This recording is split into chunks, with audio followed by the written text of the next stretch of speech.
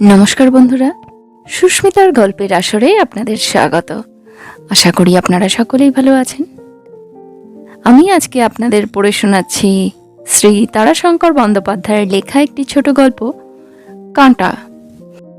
বন্ধুরা, গল্পটা যদি ভালো লাগে প্লিজ প্লিজ প্লিজ চ্যানেলটাকে সাবস্ক্রাইব করে দেবেন। গল্পটা ভালো লাগলে একটা লাইক অবশ্যই করতে ভুলবেন না। সাবস্ক্রাইব এবং লাইকের জন্য আপনাদের অসংখ্য ধন্যবাদ। তো চলুন শুরু করি আজকের গল্প, কাঁটা। লেখক তারাশঙ্কর বন্দ্যোপাধ্যায়।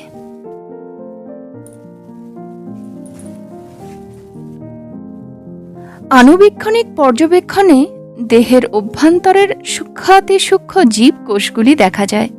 সামান্য বৃহৎ হয়ে ওঠে, কিন্তু মন দেখা যায় না। দূরবীক্ষণের ভিতর দিয়া সুদূর আকাশে চক্ষুর অগোচর গ্রহ উপগ্রহ রূপ গ্রহণ করিয়া দেখা দেয়, কিন্তু কাল অথবা কালের ভগ্নাংশ লগ্নক্ষণকে দেখা যায় না। মানুষের মন ও লগ্নক্ষণ দুই অদৃশ্য। ক্ষণের আবার অদৃশ্যের সঙ্গে গতি। কোনো অঘটন ঘটিলে ওই দুইটার উপরেই সমস্ত দায়িত্ব চাপাইয়া আমরা নিশ্চিন্ত হই। পরের ঘাড়ে অপরাধ চাপাইতে পারলে আমরাও বেদনার মধ্যে সান্ত্বনা লাভ করি। কিন্তু চারু ও কার্তিকের মিলিত জীবনের ব্যর্থতার বেদনার অভিশাপ যে কাহার উপর নিক্ষিপ্ত হইবার, একথা ভাবিয়া কুল কিনারা পাওয়া যায় না। শুভদৃষ্টির ক্ষণ তো পরম শুভই ছিল, এবং সস্মিত পুলকিত দৃষ্টিতেই তো দৃষ্টি বিনিময় হইয়াছিল। তবে কি মন, দুজনের মন এজন্য দায়ী? কিন্তু না, মনের উপরেও তো দায়িত্ব চাপাইবার নয়। একই গ্রামের একই পাড়ার একটি ছেলে ও মেয়ে, সম্বন্ধ বহুকাল হইতে হইয়াছিল। কত শতবার নির্জন গ্রাম্য পথে সলজ্জ হাস্য বিনিময়ের মধ্যে দিয়া গোপনে তাহাদের মনোভাবের আদান প্রদান হইয়াছে, তাহার হিসাব নাই। সুতরাং রূপ অথবা গুণ এই দুইটার কোনোটারই জন্যই তো কাহারও মন বিরূপ হইবার কথা নয়। তবুও আশ্চর্য এই, মিলনের পরই পদে পদে জীবনের ছন্দ কাটিয়া শুধু অস্বচ্ছন্দই নয়, গভীর গ্লানিকর হইয়া উঠিল। একজন যেন অত্যন্ত কড়া টানে বেসুরে বাঁধা সেতারের তার, অপরজন তীরের ফলা। সংস্পর্শে ঝংকারের বদলে টঙ্কারই ওঠে, মধ্যে মধ্যে তার কাটিয়াও যায়। চারুর ব্যবহারে প্রণয় দূরের কথা, বিনয় পর্যন্ত নাই, আর কার্তিকেরও তাই। প্রেম তো নাই, ক্ষমা পর্যন্ত সে ভুলিয়া গিয়াছে। জীবনের প্রথম মিলন দিনেই ইহার সূত্রপাত। ফুলশয্যার দিন বেলা 10টার সময় কার্তিক আসিয়া বলিল, দিদি, আজ আবার একটা হাঙ্গামায় পড়লাম। আমাদের দরিদ্র ভাণ্ডারের আজ একটা সভা হবে, আমাকে একটা অভিনন্দন দেবে, বউকেও যেতে হবে। দিদি সংসারে কার্তিকের অভিভাবিকা, তিনি সংসারকে আঁকড়াইয়া ধরিয়া আছেন। কার্তিকের প্রতি তাহার স্নেহ অপরিসীম। দিদির মুখখানা গম্ভীর হইয়া উঠিল। তিনি বলিলেন, নিজে যা করছিস কর, আবার ঘরের বউকে নিয়ে কেন? ওতে লক্ষ্মী চঞ্চল হন, আর বউ মানুষ। কার্তিক হা হা করিয়া হাসিয়া বলিল, বউ মানুষ? এটা তুমি খুব ভালো বলেছ দিদি, কিন্তু তারা বলেছে তাদের গায়ের মেয়ে চারু। দিদি আরো বিরক্ত হইয়া বলিলেন, কিন্তু আমার ঘরের বউ তো। কার্তিক বলিল, একদিন বই তো নয় দিদি। দিদি দৃঢ় আপত্তি জানাইয়া বলিলেন, না।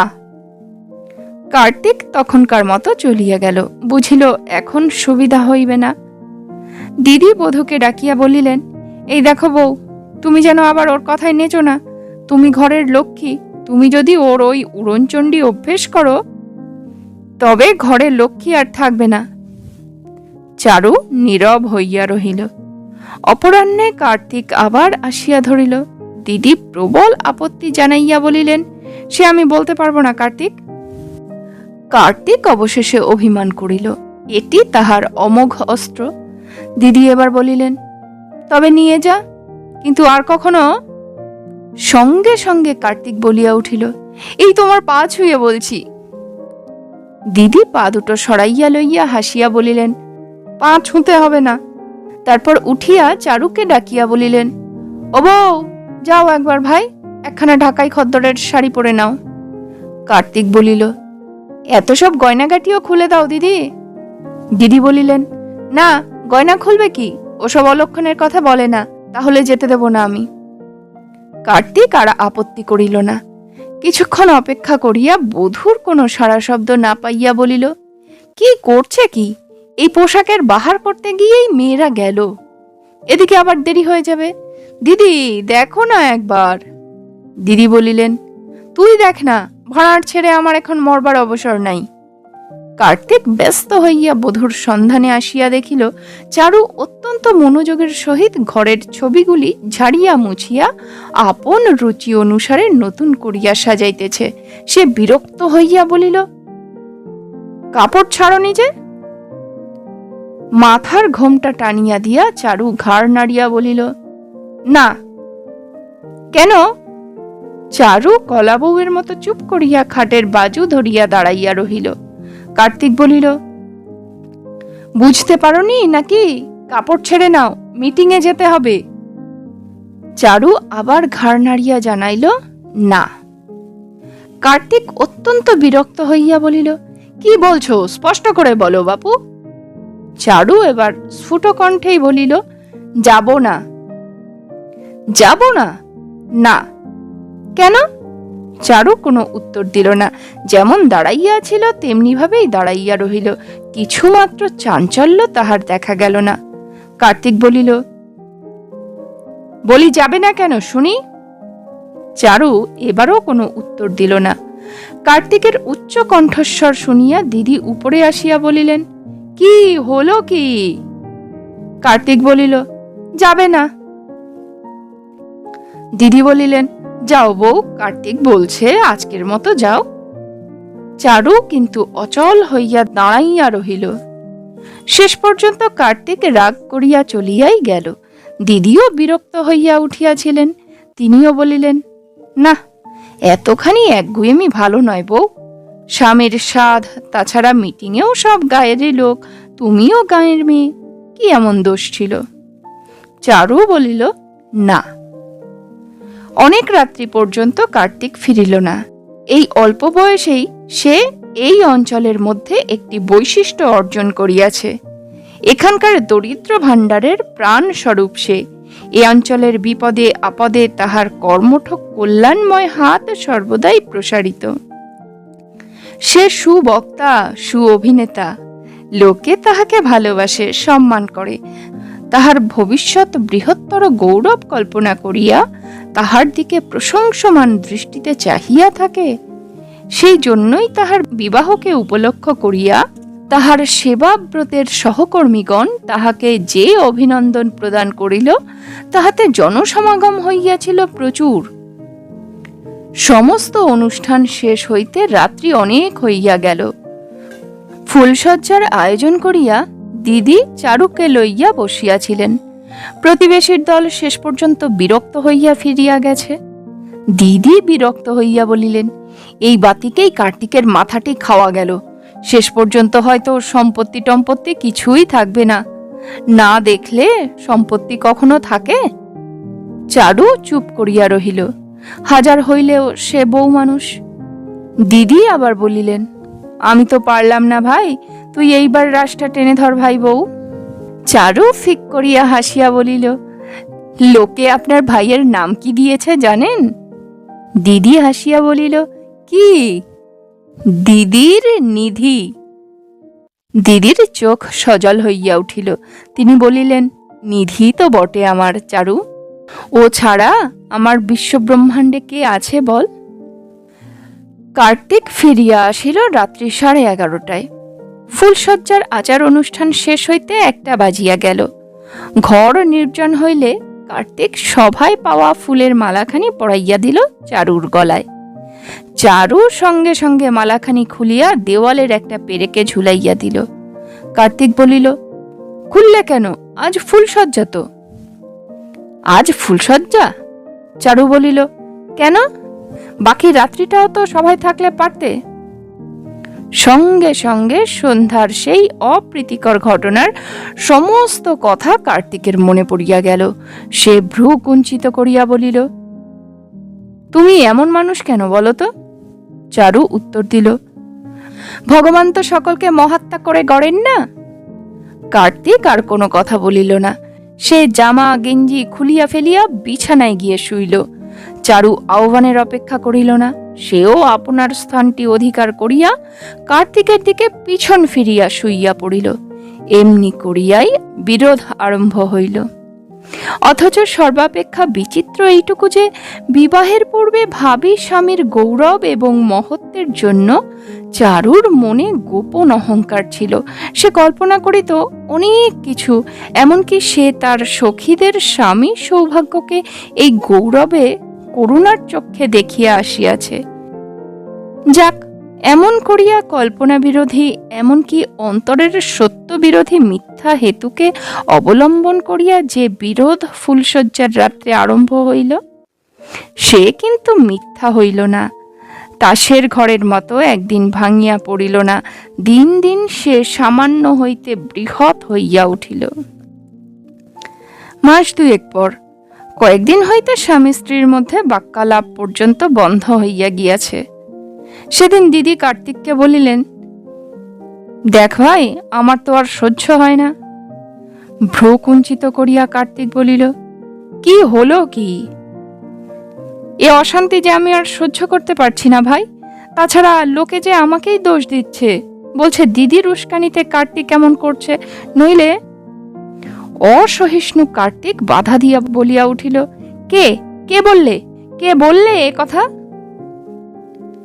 কার নাম করব বল? বলছে তো সবাই, আর বলবে নাই বা কেন? আবার কার্তিক বাধা দিয়া বলিয়া উঠিল, সবাই কখনো বলে না, বলতে পারে না, বলে মাত্র কয়েকজন লোক। তারা যে কে সে কথাও আমি জানি, বলে ওর বাপ মায়ে। দিদি অবাক হইয়া তাহার মুখের দিকে চাহিয়া বলিলেন, না না না না না না। কার্তিক বলিল, মিথ্যা দিয়া সত্যি ঢাকতে যাও না দিদি। ছি, তুমি এমন হবে তা আমি কখনো ভাবিনি। তোমার জন্যই আজ এতটা হতে হলো। তুমি যদি শক্ত হতে। কথাটা দিদির গায়ে বড়ই বাজিল। তিনি এবারও বাধা দিয়া বলিলেন, আমার জন্য? হ্যাঁ, তোমার জন্য। কার্তিক আর অপেক্ষা করিল না। সে হন হন করিয়া বাড়ি হইতে বাহির হইয়া গেল। দিদি ঝরঝর করিয়া কাঁদিয়া ফেলিলেন। কয়েক মুহূর্ত পরেই চারু আসিয়া দাঁড়াইল। বলিল, এত বড় কথাটা আপনি কি বলে লাগালেন দিদি? অশ্রুপ্লাবিত মুখেই দিদি বলিলেন, কি লাগালাম বউ? কেন, আমার বাপ মা কবে কি বলেছেন বলুন? সে কথা তো আমি বলিনি বউ। বলেননি? বেশ, তবে আমিই মিথ্যেবাদী। আপনারা তো আর মিথ্যেবাদী হতে পারেন না। আমার বাপ মায়ের নাম দিয়ে কিন্তু সত্যি কথাটাই আপনি বলেছেন। আপনার আশকারা পেয়েই। কি কি কি বললে তুমি বউ? বউ আর দাঁড়াইল না। সেও হন হন করিয়া আপনার ঘরের দিকে চলিয়া গেল। দিদি বসিয়া থাকিতে থাকিতে অকস্মাৎ পাকা বাঁধানো মেঝের উপর নির্মমভাবে মাথা ঠুঁকিতে আরম্ভ করিলেন। এই নে, এই নে, এই নে। কপাল ফাটিয়া দর দর ধারে রক্ত গড়াইয়া তাহার অশ্রুপ্লাবিত মুখ ভাসাইয়া দিল। সেই রক্তাক্ত মুখেই সমস্ত দিনটা তিনি পড়িয়া রহিলেন। একটা প্রজ্বলিত ঘরের আগুন অকস্মাৎ একটা দমকা হাওয়ায় আর একটা ঘরে লাগিয়া গেল। সমস্ত গ্রাম দিদির অপরাধের কথায় মুখরিত হইয়া উঠিল। সে অপরাধ প্রমাণ করিবার প্রয়োজন ছিল না। অপরাধ তিনি নিজেই স্বীকার করিয়াছেন। দিদি বলিলেন, আমায় কাশী পাঠিয়ে দাও ভাই কার্তিক, আমার আর সংসার করবার সাধ মিটেছে। কার্তিক বলিল, আমার ইচ্ছে করছে কি জানো দিদি? ইচ্ছে করছে আমি গলায় দড়ি দিয়ে মরি। দিদি আর কোনো কথা বলিলেন না। তিনি নীরবে ঘরে গিয়া শুইয়া পড়িলেন। সমস্ত দিন অন্ন জল পর্যন্ত গ্রহণ করিলেন না। কার্তিক সন্ধ্যার সময় বাড়ি আসিতেই চারুই আজ প্রথম কথা কহিয়া বলিল, দিদি আজ সমস্ত দিন খাননি। বিরক্ত ভরে কার্তিক বলিল, সে আমি কি করব? চারু বলিল, তুমি খেতে বলো। কার্তিক বলিল, ও কি কুক্ষণেই আমি বিয়ে করেছিলাম। চারু ঝড়ো করিয়া কাঁদিয়া ফেলিল। কার্তিক বলিল, আর ফ্যাঁচ ফ্যাঁচ করে কেঁদো না বাপু, মেয়েদের ওই হলো সম্বল। চারু এবার কাঁদিতে কাঁদিতে বলিল, বেশ তো, আমায় বাপের বাড়ি পাঠিয়ে দাও না, আজই আমার বাবা আসবেন নিতে। আসিবেন নয়, সেই মুহূর্তেই চারুর বাবা বাড়িতে প্রবেশ করিয়া ডাকিলেন, কই কার্তিক কই? কার্তিক অপ্রসন্ন মুখে আসিয়া তাহার সম্মুখে দাঁড়াইল, কোনো আহ্বান করিল না, বসিতে পর্যন্ত বলিল না। চারুর পিতা বলিলেন, চারুকে একবার পাঠিয়ে দিতে হবে বাবা। কার্তিক চুপ করিয়া রহিল। তিনি আবার বলিলেন, নানা অশান্তি হচ্ছে ওকে নিয়ে, দিন কতক পাঠিয়েই দাও। অবৌ, তা ওই মশাইকে বসতে আসন দাও। ছি ছি ছি কার্তিক, তোমারও কি এই জ্ঞান হচ্ছে দিন দিন? দিদি কখন দাওয়ার উপর বাহির হইয়া আসিয়াছেন। চারুর পিতাই লজ্জিত হইয়া বলিলেন, না না, থাক থাক। কার্তিক এবার তাড়াতাড়ি একখানা আসন আনিয়া পাতিয়া দিল। দিদি বলিলেন, বউয়ের যাওয়া তো এখন হবে না তাওই মশাই। কেন? এই অশান্তি মাথায় করে ওর যাওয়া ঠিক হবে না, আপনি বিবেচনা করে দেখুন। কিন্তু ও না সরে গেলে তো অশান্তি মিটবে বলে মনে হয় না। আমি একবার নিয়ে যাব মা। আমি এবার নিয়ে যাব মা। শেষের কথা কটায় দৃঢ়তার একটা সুর বাজিতেছিল। দিদি উত্তর দিলেন, আমি এখন পাঠাবো না তাওই মশাই, নিয়ে যাবেন, জোর করে নিয়ে যান। চারুর পিতা আর কথা বলিল না, রুষ্ট হইয়া উঠিয়া গেলেন। রাত্রে চারু বলিল, আমাকে পাঠিয়ে দিলেই তো হতো, ঘরের শান্তি হতো। কার্তিক বলিল, ত্যাগ করবার জন্য কেউ তো বিয়ে করে না। চারু বলিল, করে বই কি, মহাপুরুষ করে, বুদ্ধ, চৈতন্য, রামকৃষ্ণ, এরা তো সবাই তাই করেছেন। কার্তিক স্থির দৃষ্টিতে তাহার দিকে চাহিয়া বলিল, উহ, বিষ বটে তোমার মুখে, ধন্য তোমার সৃষ্টিকর্তাকে। পরদিন প্রভাতে উঠিয়া দিদিকে পাওয়া গেল না। কার্তিক ব্যাকুল হইয়া গ্রামের সমস্ত পুকুর ঘাট খুঁজিয়া বেড়াইতে লাগিল। তাহার বন্ধু এবং অনুগত জনের অভাব ছিল না, চারিদিকে লোক ছুটিল। বেলা দ্বীপ্রহরের সময় কার্তিক হতাশ হইয়া ফিরিয়া আসিল। বিছানার উপর উপুর হইয়া পড়িয়া সে বালকের মতোই কাঁদিতেছিল। চারুও কাঁদিতেছিল। ঠিক এই সময় বাউড়িদের সতীশ কার্তিককে ডাকিয়া তাহার হাতে একখানি পত্র দিল, দিদির পত্র। কার্তিক ব্যাকুল ভাবে পড়িল। কার্তিক ভাই, দুঃখ করিও না, আমি কাশী যাইতেছি।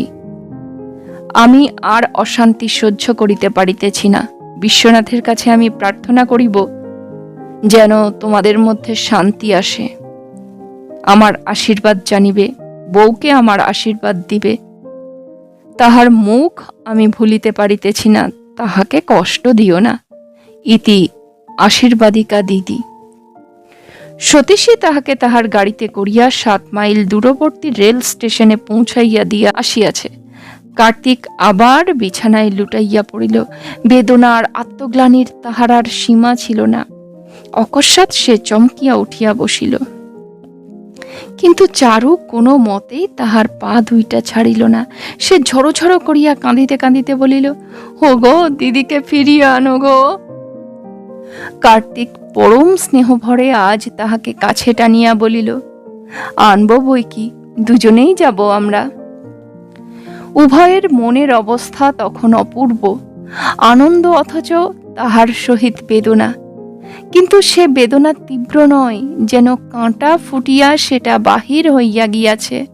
স্বস্তির সঙ্গে সেখানে এখনো খানিকটা বেদনা খচখচ করিতেছে। আশ্চর্যের কথা, 6 মাস হইয়া গেছে, তবু দিদিকে আজও ফিরাইয়া আনা হয় নাই। কার্তিক বলে, আহা, দুঃখের মানুষ, থাকুন দিন কতক সেখানে ভগবানের আশ্রয়, এ কি মেলে সহজে?